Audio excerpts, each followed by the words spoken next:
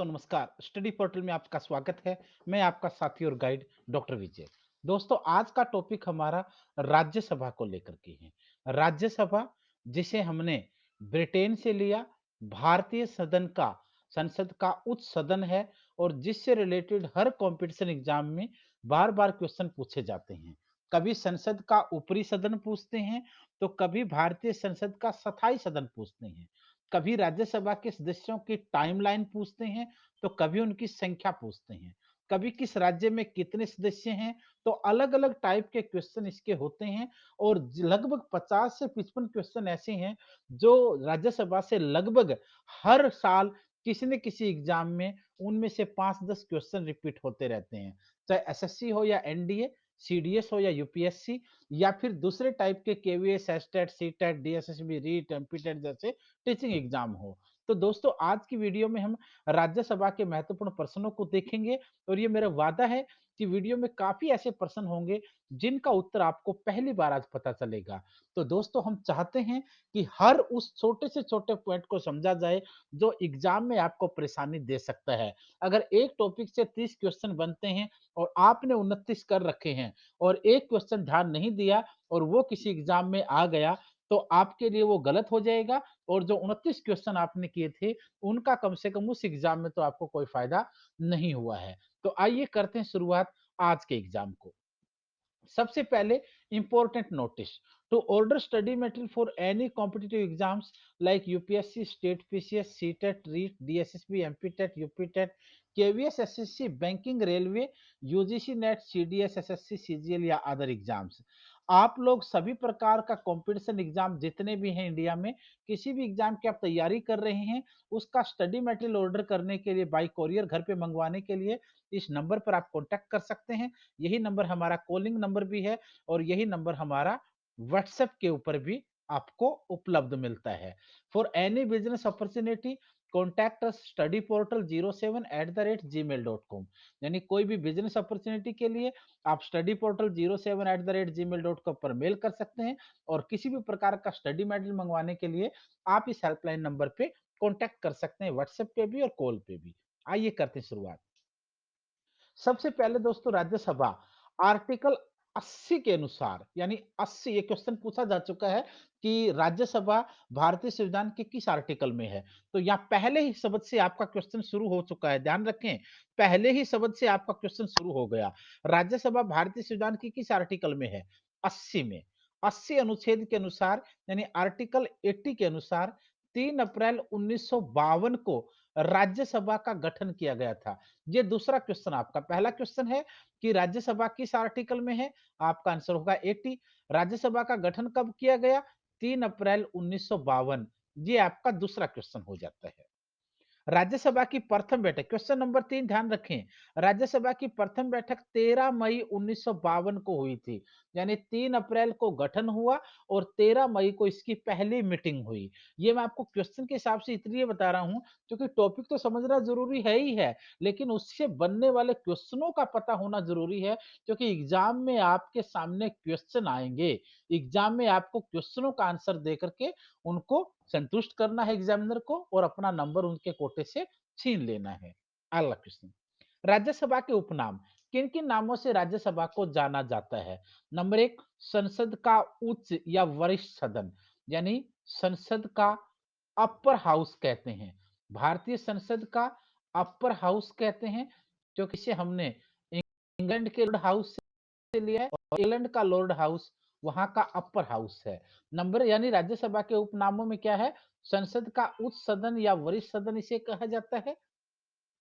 विद्वानों का सदन इसे कहा जाता है क्योंकि हाउस ऑफ लॉर्ड से हमने ले रखा है। राज्यों का सदन इसे कहा जाता है।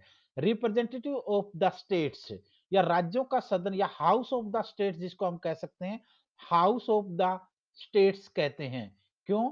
क्योंकि राज्यों के द्वारा चुने गए एमएलए राज्यसभा के सदस्यों को चुनते हैं, इसलिए इसके राज्यों का सदन भी कहा जाता है। अलोकप्रिय सदन यानी पॉपुलर नहीं है, अनपॉपुलर कह सकते हैं, अलोकप्रिय सदन इसे माना जाता है क्योंकि जनता में इसकी ज़्यादा साख नहीं होती है। क्यों? क्योंकि जनता से इसके जो एमपीज़ होते हैं राज्यसभा के, वो डायरेक्ट जनता नहीं चुनती है। जनता से उनका कोई खास लेना-देना नहीं होती है। जिस तरीके से लोकसभा के सदस्य सीधे जनता के बीच वोट माँगने जाते हैं और जनता उनको चुनती है, उस तरीके से राज्यसभा का जनता से सीधा कनेक्ट नहीं है। इस वजह से इसे थोड़ा अलोकप्रिय कहते हैं। संसद का द्वितीय सदन, यानी संसद का दूसरा सदन भी कहा जाता है। यहाँ पहला सदन वो लोकसभा को मानते हैं, इसलिए इसे दूसरा भी कहते हैं। संसद का स्थायी सदन, यानी परमानेंट हाउस, परमानेंट हाउस, संसद का परमानेंट हाउस इसे कहते हैं, क्योंकि राज्यसभा को कभी भंग नहीं किया जा सकता, केवल स्थगित किया जा सकता है। ये भी क्वेश्चन कई बार आता है कि संसद के कौन से हाउस को भंग नहीं किया जा सकता। दोस्तों, भंग किसे नहीं किया जा सकता? राज्यसभा को भंग कभी नहीं किया जा सकता। इसे सिर्फ स्थगित कर सकते हैं आप, लेकिन लोकसभा को भंग किया जा सकता है। लोकसभा को 5 साल का कार्यकाल होने से पहले भी राष्ट्रपति के द्वारा भंग किया जा सकता है। ये तो एक ऐसा पेज था जिसमें आपको 6-7 क्वेश्चन नज़र आए। अगर ये पूछे कि संसद का ऊपरी सदन कौन-सा है? राज्यसभा आंसर आएगा। विद्वानों का सदन कौन है? राज्यसभा। राज्यों का सदन कौन है? राज्यसभा। अलोकप्रिय सदन? राज्यसभा। संसद का दूसरा सदन? राज्यसभा। और संसद का स्थायी सदन या फिर जिसे कभी भंग ना किया जा सके, उसे भी हम राज्यसभा कहते हैं। उसके बाद अध्यक्ष, राज्यसभा का अध्यक्ष यानी चेयरमैन। दोस्तों ध्यान रहे, लोकसभा के अध्यक्ष को हम लोग स्पीकर कहते हैं, स्पीकर कहते हैं, लेकिन राज्यसभा के अध्यक्ष को हम लोग चेयरमैन कहते हैं और हिंदी में भी इसका वर्ड सभापति यूज किया जाता है। अध्यक्ष की बजाय हम यहाँ बल्कि सभापति शब्द को यूज करना ज्यादा बेटर मानते हैं।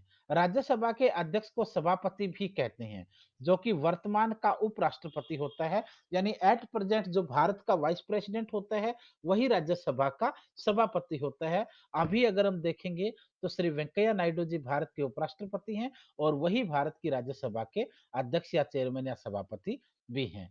राज्यसभा एकमात्र ऐसा सदन होता है जिसका अध्यक्ष उस सदन का सदस्य न होते हुए भी अध्यक्ष होता है। आपको ध्यान है, भारत की लोकसभा में 545 और राज्यसभा में 245 जो मेंबर हैं। लोकसभा के स्पीकर और डिप्टी स्पीकर इन 545 के अंदर से होते हैं, लेकिन राज्यसभा का जो डिप्टी चेयरमैन है, वाइस चेयरमैन, उपसभापति है, वो तो इन 245 में से होता है।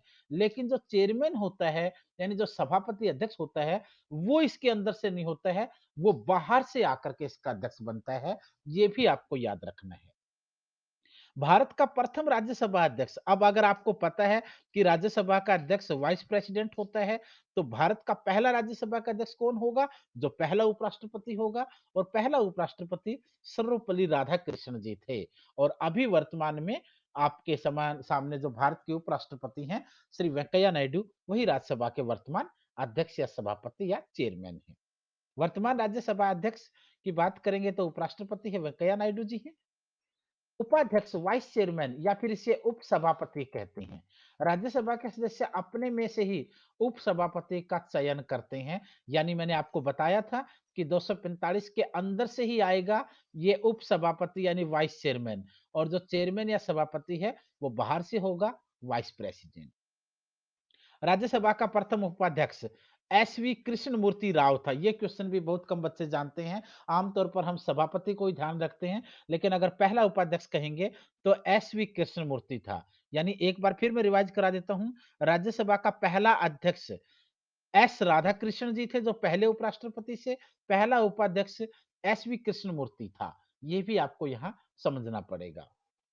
हरिवंश नारायण सिंह राज्यसभा में अभी उपसभापति हैं। हरिवंश नारायण सिंह राज्यसभा में अभी वर्तमान में उपसभापति हैं, जिन्होंने हाल ही में कांग्रेस सदस्य पीजे कुरियन को रिप्लेस किया है। पीजे कुरियन को रिप्लेस किया है या फिर उनकी जगह ली है। पीजे कुरियन जो कांग्रेस के सदस्य थे, राज्यसभा के लंबे समय से उपसभापति थे, उनका स्थान लिया है हरिवंश नारायण सिंह ने। त्यागपत्र रिजाइन किसे देते हैं? राज्यसभा का अध्यक्ष अपना त्यागपत्र उपराष्ट्रपति के रूप में राष्ट्रपति को देता है, जबकि उपाध्यक्ष अपना त्याग पत्र अध्यक्ष यानी उपराष्ट्रपति को देता है। अब यहाँ थोड़ा-सा लॉजिक है। राज्यसभा का अध्यक्ष अपना त्याग पत्र, दोस्तों राज्यसभा का अध्यक्ष, अगर हम सीधी-सी बात करें राज्यसभा के अध्यक्ष या चेयरमैन की, तो वो एज़ ए चेयरमैन अपना इस्तीफा नहीं दे सकता है। एज़ ए चेयरमैन तो अपना इस्तीफा दे ही नहीं सकता। वो जब तक भारत का उपराष्ट्रपति कोई व्यक्ति रहेगा, तब तक वो राज्यसभा का अध्यक्ष उसे बनना ही पड़ेगा और अगर वो ये पद उसको नहीं चाहिए, तो उसे भारत के उपराष्ट्रपति से त्याग पत्र देना पड़ेगा। यानी राज्यसभा का अध्यक्ष, जिसे हम सभापति कहते हैं, वो अपना इस्तीफा नहीं दे सकता। उसका इस्तीफा देने के लिए उस व्यक्ति को वाइस प्रेसिडेंट का पद छोड़ना पड़ेगा और वाइस प्रेसिडेंट अपना इस्तीफा किसे देता है? राष्ट्रपति को देता है। एक तो ये क्वेश्चन भी हाल ही में एग्जाम में पूछा गया है। जबकि जो उपाध्यक्ष है, वो अपना पत्र त्याग पत्र अध्यक्ष को दे देगा, क्योंकि जब चेयरमैन की बात आएगी, तो वो तो चेयरमैन को दे ही देगा ना इस्तीफा और जो चेयरमैन है, वो वाइस प्रेसिडेंट है, वो ऑटोमेटिकली प्रेसिडेंट को इस्तीफा देगा। ये भी आपको याद रखना है, क्वेश्चन में लॉजिक होता है। कार्यकाल टर्म कितने समय का कार्यकाल होता है? राज्यसभा के सभापति का कार्यकाल उपराष्ट्रपति के रूप में होता है और वो 5 साल होता है, जबकि उपाध्यक्ष व सदस्यों का कार्यकाल 6 वर्ष का होता है, ये भी याद रखना आप लोग। भारत के अंदर लोकसभा का कार्यकाल 5 साल होता है, लेकिन राज्यसभा का कार्यकाल 6 साल का होता है। अब राज्यसभा का कार्यकाल 6 साल का है, तो 245 के 45 लोगों का 6 साल होगा और 45 में से ही उपाध्यक्ष होता है, यानी उपसभापति होता है, उसका भी 6 साल ही होगा। लेकिन जो सभापति होता है, वो भारत का वाइस प्रेसिडेंट होता है और वाइस प्रेसिडेंट का कार्यकाल 5 साल है। 5 साल के बाद उसको वाइस प्रेसिडेंट का पद छोड़ना पड़ेगा और वो छोड़ना पड़ेगा तो सभापति का अपने आप खाली हो जाएगा। ये भी याद रखना, ऐसे पद को हम लोग पदेन पद कहते हैं।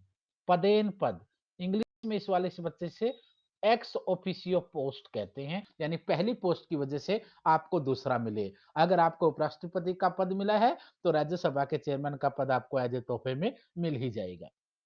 उसके बाद निर्वाचन, चुनाव कैसे होता है? राज्यसभा के सदस्यों का निर्वाचन उस राज्य की विधानसभाओं के निर्वाचित सदस्यों द्वारा किया जाता है, यानी एमएलएज करते हैं। मान लो हरियाणा की बात करें, हरियाणा में 90 एमएलए हैं और यहाँ राज्यसभा के सदस्य 5 चुने जाते हैं। तो हरियाणा के 90 एमएलए जो हैं, वो अपने राज्यसभा के 5 सदस्यों का चुनाव करेंगे। यानी किसी राज्य के अंदर जितने भी निर्वाचित सदस्य एमएलए के रूप में होते हैं, या विधानसभा के निर्वाचित सदस्य अपने वहां के अपने राज्य के राज्यसभा के सदस्यों का चुनाव करते हैं।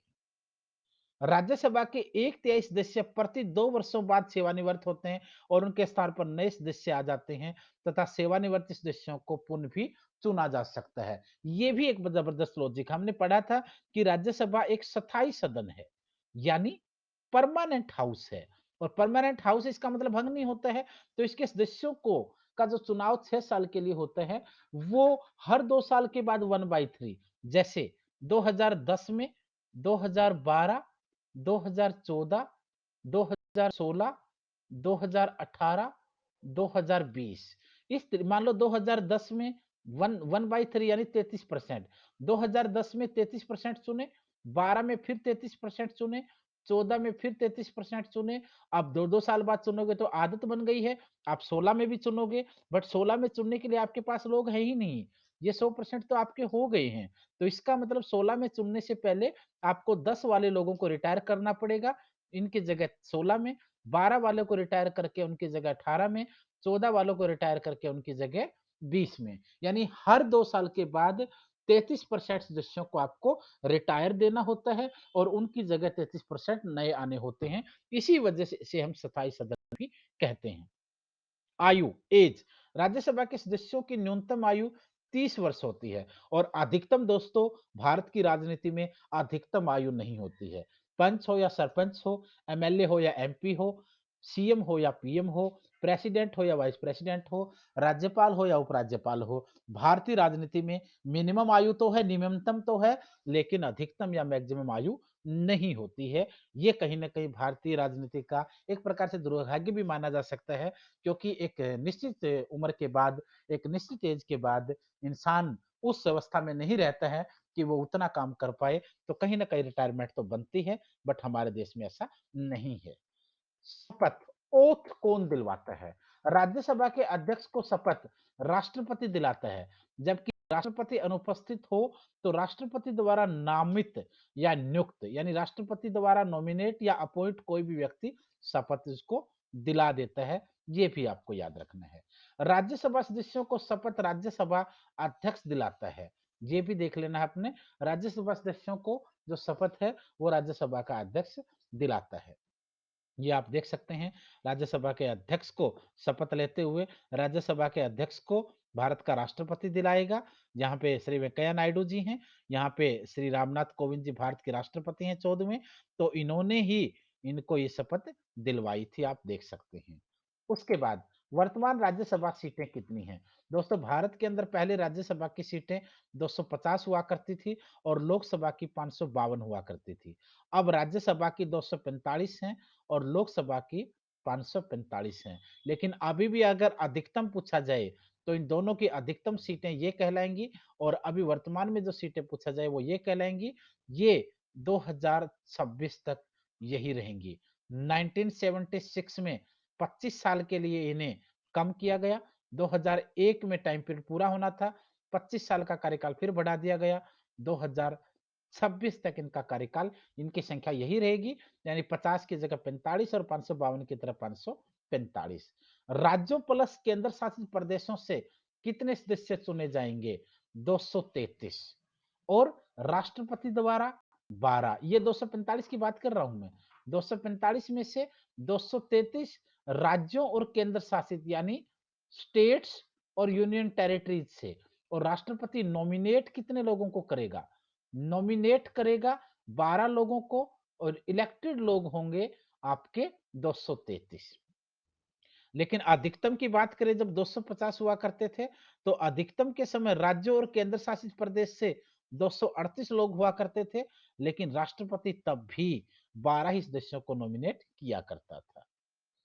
अनुच्छेद 80 के तहत राष्ट्रपति द्वारा 12 सदस्य कला, साहित्य, विज्ञान, समाज सेवा, खेल जगत, फिल्मी हस्तियां और अलग-अलग सेक्टर के पसंदीदा लोगों को इसमें मनोनीत किया जाता है। कोई भी ऐसे व्यक्ति जिन्होंने सोशल लेवल के ऊपर एक समाज के लिए, देश के लिए एक अच्छा काम किया हो, चाहे कोई अच्छा कलाकार हो, चाहे साहित्यकार हो, साइंटिस्ट हो, डॉक्टर हो, स्पोर्ट्स पर्सन हो, फिल्म इंडस्ट्री का कोई पर्सन हो या फिर कोई सोशल वर्कर हो, ऐसे लोगों को समय-समय पर इसमें लाया जाता रहा है। चाहे सचिन तेंदुलकर की बात हो, चाहे रेखा की बात हो, चाहे भारत के अंदर दारा संघ जैसे पहलवानों की बात हो, समय-समय पर इन पदों को दिया जाता रहा है। राष्ट्रपति द्वारा संसद में कुल 14 सदस्य, 2 लोकसभा और 12 राज्यसभा से मनोनीत किए जाने का अधिकार होता है। सर्वाधिक राज्यसभा सीटों वाला राज्य उत्तर प्रदेश है, जिसमें कुल 31 सीटें। ये भी क्वेश्चन कई बार पूछा जाता है, सबसे ज्यादा राज्यसभा की सीटें किस राज्य से हैं? राजस्थान की कुल राज्यसभा सीटें 10 मानी जाती हैं। दिल्ली की कुल राज्यसभा सीटें 3 होती हैं। हरियाणा की बात करेंगे तो हरियाणा में 5 होती हैं। पांडिचेरी की कुल राज्यसभा सीटों में 1 सीट की गिनती होती है। राज्यसभा के विशेष अधिकार या शक्तियां क्या हैं? राज्यसभा के विशेष अधिकार या शक्तियों में आर्टिकल 249 के अनुसार, इस अनुच्छेद के अनुसार राज्यसभा राज्य सूची के किसी भी विषय को राष्ट्रीय महत्व का दर्जा दे सकती है। यानी ये कह सकते हैं स्टेट लिस्ट के किसी भी विषय को यूनियन लिस्ट में भेजने का प्रस्ताव ला सकती है। आपको पता है हमारे पास संघ सूची, राज्य सूची, समवर्ती सूची और अवशिष्ट सूची है। राज्य सूची के किसी विषय को यूनियन लिस्ट में यानी राष्ट्रीय महत्व के अंदर देना वो राज्यसभा के पास एक राइट होता है। अनुच्छेद 252, इस अनुच्छेद के अनुसार राज्यसभा 2 या 2 से अधिक विधानमंडलों द्वारा पारित विषय पर कानून बना सकती है। अनुच्छेद 312, इस अनुच्छेद के अनुसार केवल राज्यसभा ही नई अखिल भारतीय सेवा मतलब AIS, all India services, IAS, IPS, IFS जैसी नई सेवाओं का गठन कर सकती है। और एक और पॉइंट होता है इसमें, राज्यसभा ही उपराष्ट्रपति के खिलाफ महाभियोग ला सकती है, इम्पीचमेंट ला सकती है, क्योंकि इसका मतलब यही है, भारत का उपराष्ट्रपति राज्यसभा का चेयरमैन होता है, इसलिए हम समझ सकते हैं कि वो ये चाहते हैं कि हमारे चेयरमैन को हटाने की शुभ शुरुआत हम अपने हाथों से करना चाहते हैं। ध्यान रहे, राष्ट्रपति के खिलाफ इम्पीचमेंट, सुप्रीम कोर्ट के, हाई कोर्ट के जजों के खिलाफ इम्पीचमेंट, संसद के किसी भी सदन में पहले और बाद में जा सकता है, लेकिन उपराष्ट्रपति के खिलाफ पहली बार जब भी इम्पीचमेंट आएगा, तो वो राज्यसभा ही से शुरू हो सकता है, लोकसभा से शुरू नहीं कर सकती है। भारत में वर्तमान में कितनी अखिल भारतीय सेवाएं हैं? भारत में वर्तमान में 3 अखिल भारतीय सेवाएं फेमस मानी जाती हैं। आईएएस, इंडियन एडमिनिस्ट्रेटिव सर्विसेज, भारतीय प्रशासनिक सेवा जिसे कहते हैं। आईपीएस, इंडियन पुलिस सर्विस जिसे कहते हैं, भारतीय पुलिस सेवा। और आईएफएस, इंडियन फॉरेस्ट सर्विसेज, भारतीय वन सेवा। इसी के साथ आईएफएस, फॉरेन सर्विसेज जैसी, और भारत के अंदर काफी सारे अलाइड फोर्सेज होती हैं। सिविल सर्विस, अखिल भारतीय सेवाओं का जनक, ये भी क्वेश्चन कई बार पूछा जाता है। भारतीय सिविल सेवा का जनक या अखिल भारतीय सेवाओं का जनक किसे कहा जाता है? लॉर्ड रिपन को भारत के अंदर अखिल भारतीय सेवाओं का जनक कहा जाता है। सिविल सर्विस डे 21 अप्रैल को मनाया जाता है। राज्यसभा धन विधेयक में कोई फेरबदल नहीं कर सकती, केवल सुझाव दे सकती है, और 14 दिन तक देरी कर सकती है। ये भी याद रखना है, कितने दिन तक बिल को रोक सकती है? ओनली 14 दिन तक रोक सकती है धन बिल को राज्यसभा। राज्यसभा सदस्य बनने वाला प्रथम अभिनेता पृथ्वीराज कपूर थे। फिल्म इंडस्ट्री का पहला अभिनेता जो राज्यसभा का सदस्य बना, वो पृथ्वीराज कपूर था। और राज्यसभा सदस्य बनने वाली प्रथम अभिनेत्री नरगिस दत्त थी, जो सुनील दत्त की पत्नी और संजय दत्त की मम्मा हुआ करती थी। राज्यसभा सदस्य बनने वाले पहले खिलाड़ी सचिन तेंदुलकर रहे हैं। राज्यसभा सदस्य बनने वाला पहला वैज्ञानिक सत्येंद्र नाथ बोस थे, जिनका पूरा नाम सत्येंद्र नाथ बोस है, जिन्हें एनएम एसएन बोस भी हम कहते हैं। आज की वीडियो में इतना ही दोस्तों। एक बार फिर कहना चाहूंगा, चैनल को सब्सक्राइब करें, और किसी भी प्रकार के स्टडी मटेरियल के लिए आप हमें इस नंबर पर कॉन्टैक्ट कर सकते हैं। और किसी भी प्रकार की बिजनेस डील के लिए आप लोग जो स्टडी पोर्टल के नाम, स्टडी पोर्टल 07@gmail.com के नाम से आईडी है, इसके ऊपर मेल कर सकते हैं। वीडियो को लाइक करें, सब्सक्राइब करें, साथियों के साथ शेयर करें, और ज्यादा से ज्यादा जो सबसे जरूरी चीज है, मेहनत करें, क्योंकि एग्जाम, थोड़ा सा भी मेहनत पर ध्यान दे दोगे तो एग्जाम मुश्किल नहीं होते हैं। मुश्किल है तो हमारा मेहनत करने की शुरुआत है। धन्यवाद। Be happy always.